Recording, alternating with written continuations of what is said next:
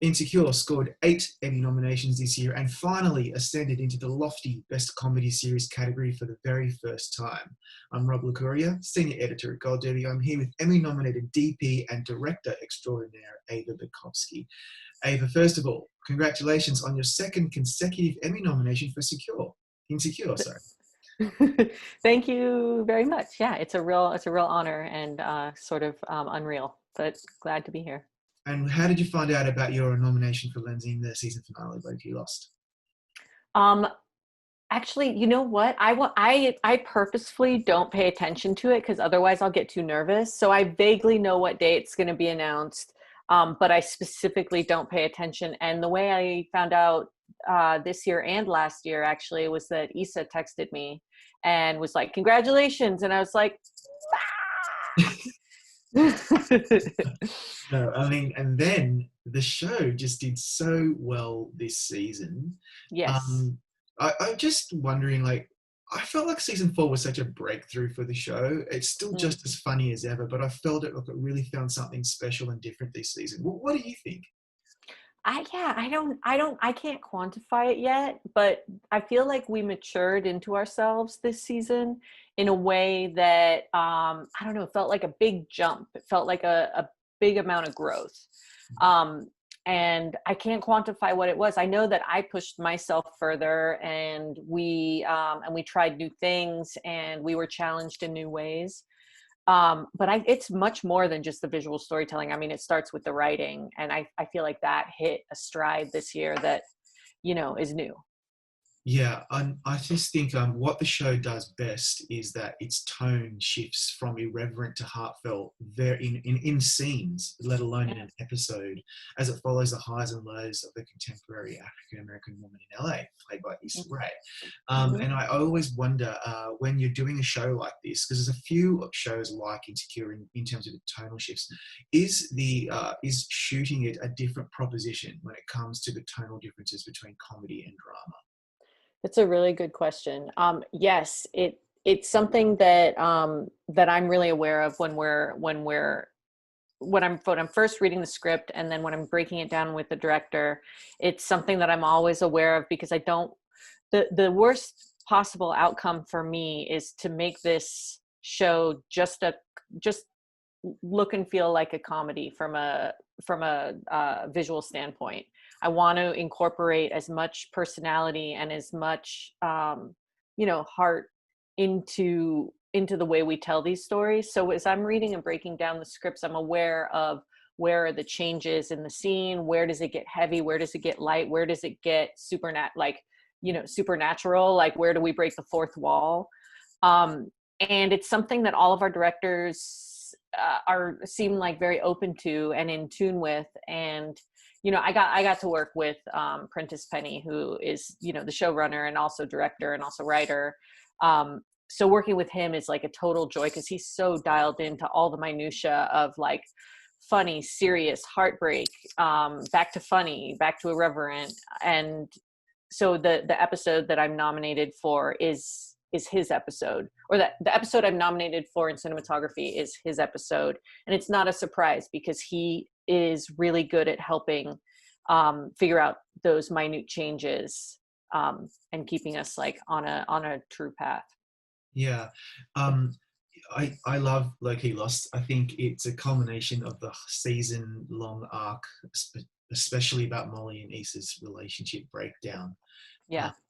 And I think we'll do a bit of a deep dive into that episode shortly. But before we do, when you look at your work on the show, and I know you've talked about this at length with other outlets, you said that there are unique challenges to shooting and lighting a predominantly black cast. And it reminded me of other shows, for example, like I May Destroy You, and even James Laxton's gorgeous work on Barry Jenkins' Moonlight. And I just wonder if you could talk us through what are the unique challenges?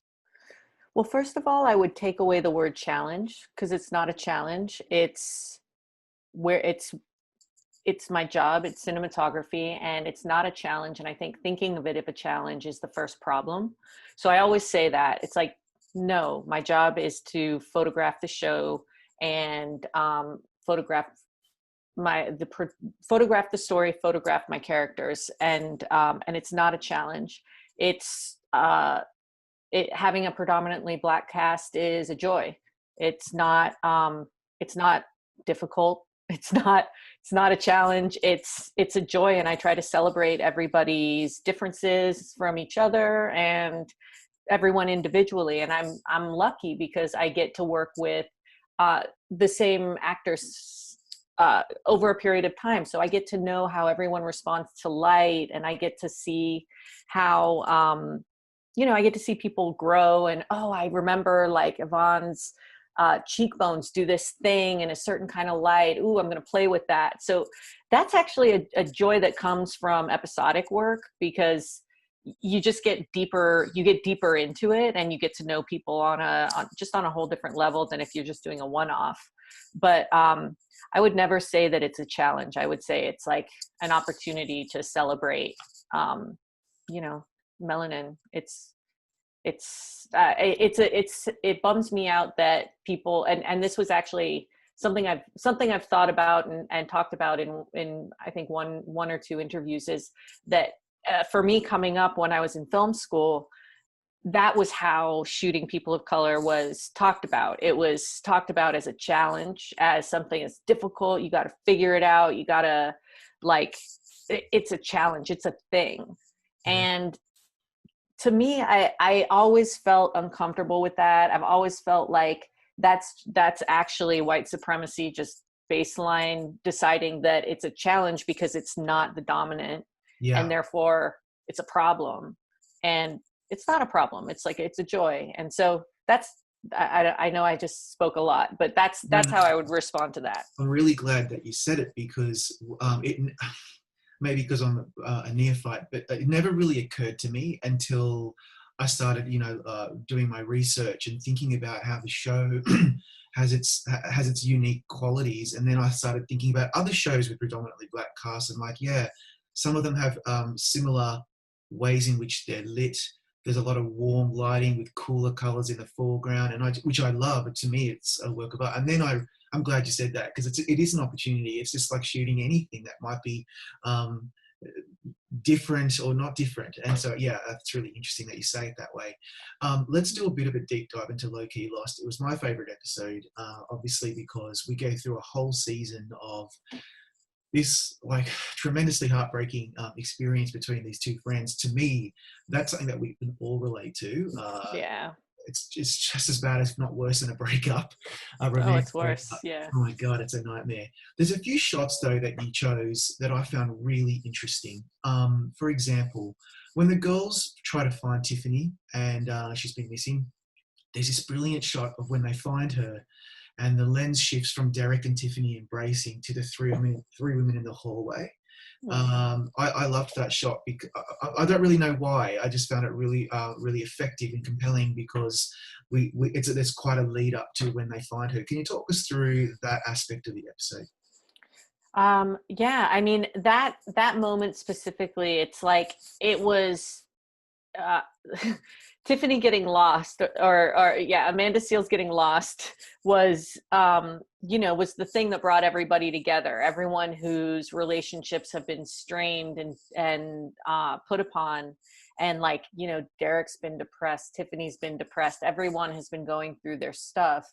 And that was just the moment where it was a sigh of relief. Tiffany is all right, but it's not just Derek and Tiffany, it's everybody, and it's everybody together. So we just wanted to show that visually, that they're in the background, but actually it's not just a moment between Derek and Tiffany. It's really everybody's moment of something really bad could have almost happened and we were at odds. So, it's like a coming together like that. Yeah, another scene that I really liked as well is when Lawrence tells Issa that Condola is pregnant, and it's beautifully constructed between that scene and the scene before when he's finding out about it. And so he's breaking the news, but he's finding out about it as well. A lot of that had to do with the editing, obviously, but I love the way it was shot as well. It was shot in a very intentional way. Can you talk us through that one? Yeah, I'm glad you picked up on that, because it was very intentional. Prentice knew that he wanted to cross cut like that. And so when we were shooting, we had to have in our minds, okay, so we're going to do a 2-shot here for this line. That means we need to do a 2-shot for we need to do a 2-shot for that line for Issa and Lawrence, and then there's going to be a line between Lawrence and Condola, and that's a cut back to a previous conversation where he's looking left to right, and it's like a medium close-up or something. So then we had to do the exact same shot for him in his later conversation with Issa. So it was kind of like just this series of match cuts that would make the two conversations meld and sort of and become one, and then except with very different endings. Yeah, exactly. Another one is Molly. She's at the end of her tether. She's got issues with Andrew, and when they're having that breakdown, you chose to frame her in the bottom right-hand corner of the screen. We see that quite a few times on the show, and it's usually at moments that are unnerving or where the characters are vulnerable. What's the purpose of the framing of that? Well, we usually do it to mark a moment where where a character feels vulnerable, or a character is lost, or out of their league in some way. And usually it happens with Issa. Usually Issa is the one who gets that treatment, but it was Prentice's decision to do that in that moment because he wanted to sort of give Molly's character the same sort of treatment in that way. But usually if you look at it, it's usually Issa who we do that kind of framing with. Yeah, because she's the one that's usually copying all kinds of things in her life. I mean, half the show is the awkwardness of the shit that she's got to put up with. But it really does work, actually. The converse is when Issa is feeling really confident and she's feeling like she's kind of winning, and that's the penultimate tracking shot when she's smoking on her balcony in that afternoon sun. To me, when I think about LA and how much I love being in LA, it's usually the sun and having a cigarette on the balcony or a joint. Talk us through that shot, because it looked like it was a bit more complicated than just a simple let's shoot this and let's move on. Yeah, that was such a joy to shoot. We're we've built Issa's apartment based on that apartment on stage, the interior. But the exterior connects to the interior in reality, whereas on the stage, we would never shoot on a balcony on a stage. Like, that's not this show. So we use the practical location which is, hanging off a cliff, as you saw there. And so it's the first time we've shot out there. And it was this moment where Prentice really wanted to have the feeling of, not just Prentice, it was this moment where we wanted the feeling of like she's hit a wall and she's going to have to find a way around it. There's no skirting it. This isn't something that's like you can just scuffle around. This is a really big moment for her. And it's sort of like, it's her moment at the end of the season where she's alone and she's like, I need to take responsibility and control for my life. And it was so fun. We got to treat it in this different way. Prentice referenced American Honey, which is an independent film by Andrea Arnold. It's one of my favorite films. And was like, I just wanted to have that kind of textural vibe. And I was like, thank you. Let's go for it. And we stripped away. I had no crew. There was no artifice of the filmmaking process. It was just like me and her on that balcony and shooting with no real plan other than like, she's in this space. We wanted, it's LA in the afternoon.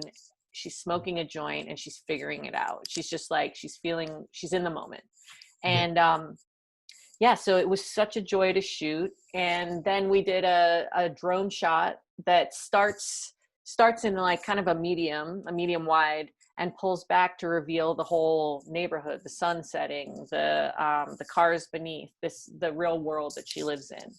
And it's fun to be able to connect a drone shot to a scene specifically, because a lot of times they get used as sort of like interstitials or things that stitch other things together. But in this case, it was, it was the ending of the sequence and the ending of the day. And I was really happy with that scene. It was a real joy to shoot because I just grabbed the camera and we just felt it all together. Yeah, I'm really interested that you say that, because I think the interstitials on this show, this is a really nerdy thing to say, but they're my favorite. So like lots of shows do that, obviously, to connect scenes. The ones Yeah. with you are amazing. And I've never really been able to ask about it, because like, what are you going to ask about the interstitials? But this is Yeah. different because it pulled out and became like an interstitial until, yeah, love that. The final scene that I really, really enjoyed is probably the highlight of the whole season. That's Issa and Molly finally having that long overdue talk. It Yeah. meant a lot because they had the awkward scene in low key trying at the brunch. This time they're in their Ethiopian restaurant and they're finally seeing eye to eye, but we don't get to hear it. We're outside. That was perfection. Talk us through that one.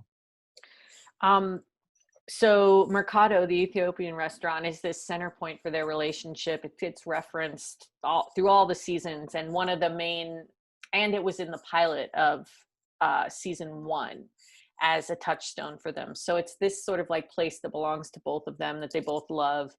And you didn't like when Issa walks in, you don't know who she's meeting. It's a reveal. And I think it's something everyone can relate to, it's like you get so caught up in these relationships and then like, I don't know, something serious happens and you're like, that none of that matters. I'm sorry. I did bad. Like, let's do better. And I was so happy that they ended the season that way. But what we decided to do was to kind of get them in there. And I love shooting in there. It's the colors and the sort of like, I was very happy with how we were able to make it feel, because it felt intimate and, I don't know, dark. But then also we made the decision to just pull out, and we actually go through the glass, and then we reveal the street, or we reveal the storefront, and then the street, and then more of the street. And like the idea is that like life keeps moving and the world doesn't stop, and this is their moment of coming back together. And I'm so glad they ended the season that way, because I agree, like friend breakups are just as painful or more painful, because I mean that close friend means everything. Yeah, I think that's what elevated the whole season. Mm-hmm. What's really interesting is that you had your directorial debut Mm-hmm. on Low Key Happy, I think it was, Yes. episode 8. You actually directed that, and that got nominated in your same category for cinematography for Kira Kelly. So that's pretty exciting. So what was it like to direct your first episode? I thought it would be more difficult, not difficult, of course it was difficult, but like I thought it would be more of a jump than it was. It was actually a very natural feeling for me. And I still controlled the camera, because that's the way in for me. Right. And I'm such a visual storyteller that not only were the performances really important and tweaking that most important, but beforehand I had shot listed everything and decided exactly how I was going to tell the story visually, because I was a director and I could do it. I could tell the story I could tell the visual story exactly the way I wanted to, which I've never been in that position before. So it was a real joy. And then Kira was a great collaborator. I think that it might have been a little hard for her to shoot for another DP, because I had such specific ideas already. But she also kind of, we talked about it beforehand, and she's such a talented, generous, smart person that, we worked it out by lunch on the first day. We had sort of found the rhythm, where neither of us were doing the traditional job of what we normally do. To me, I was, thinking about the camera and thinking about the performances and the blocking and all of that. But it was really very holistic and natural. And I like getting to work with Issa and Jay, who plays Lawrence, so intimately for this episode specifically, where they come back together after years of difficulty and heartbreak and friendship and all of that. It was like such an honor that I got to do that and was trusted with that. And working with those actors, they were so generous and so collaborative and so open. And I think we all knew we were like holding this really special episode, this really standalone, intimate episode that was, you know, Natasha Rothwell wrote the script, and she's been on the show since the beginning, and she's just so talented and wrote such a beautiful little journey that they go on through the episode. And I just tried to, like, you know, keep the language as simple but true as possible, visually and creatively all around. And it was, I don't know, it was a real joy. And it was an experiment for me in what kind of director am I? I know what kind of cinematographer I am. I'm a cinematographer who loves actors and loves story. Yeah. What kind of director am I going to be? Oh, I'm a director who loves camera and is still very specific about camera. And it's like, I'm like, oh, I'm exactly the same. I'm in the middle. It's, it was a joy. Well, all of season 4 was a real joy. We went really deep. We got to know these characters even more, and I'm so much looking forward to season 5 whenever that might happen. In the meantime, we all are. We won't see you on any red carpets, but we will certainly see you on some kind of virtual ceremony next month. Good luck for that, and congrats again. Oh, thank you so much. It was such a pleasure talking to you. Now, everybody go to Gold Derby, make your predictions, and click subscribe. And don't forget to watch all of our amazing content chats. We've got hundreds of them, just like this one with Ava.